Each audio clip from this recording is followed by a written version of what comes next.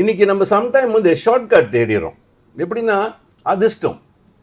அதிர்ஷ்டன்றது இருக்கலாம், இல்லாமல் இருக்கலாம். என்னை பொறுத்தவரை அதை நம்பி வாழ முடியாது. ஓகே, இன்னைக்கு ஒரு சின்ன உதாரணம். எல்லா நாட்டிலையும் உங்களுக்கு சொந்த உரிமை கொடுத்துருக்காங்க, உங்களுக்கு ஐடென்டிட்டி கார்டு இருக்குது, நீங்கள் வியாபாரம் பண்ணலாம், உங்களுக்கு freedom to do whatever you want.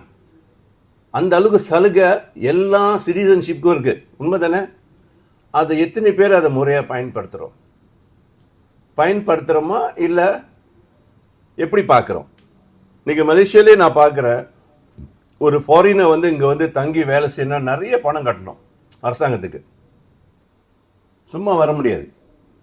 பணம் கட்டி லீகலாக வந்து அப்ரூவ் பண்ணி வந்து இருக்கிறதே பெரிய விஷயம்.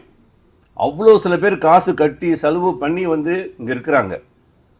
எதுக்காக? சாய்ஸ் இல்லை அவங்களுக்கு. அவங்கள பொறுத்தவரை இதுதான் வழி. தே ஃபைன். மலேசியா வந்து ஒரு சொர்க்க பூமியாக பார்க்குறாங்க.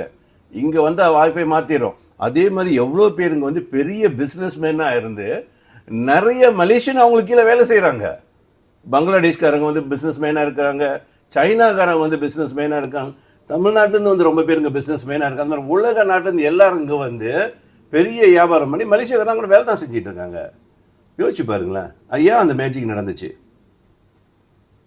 ஏன்னா வெளிநாட்டிலேருந்து வரும்போதே ஒரு முடிவோடு வராங்க, வாழ்க்கை தரத்தை மாற்றணுன்ற எண்ணத்தில் வராங்க.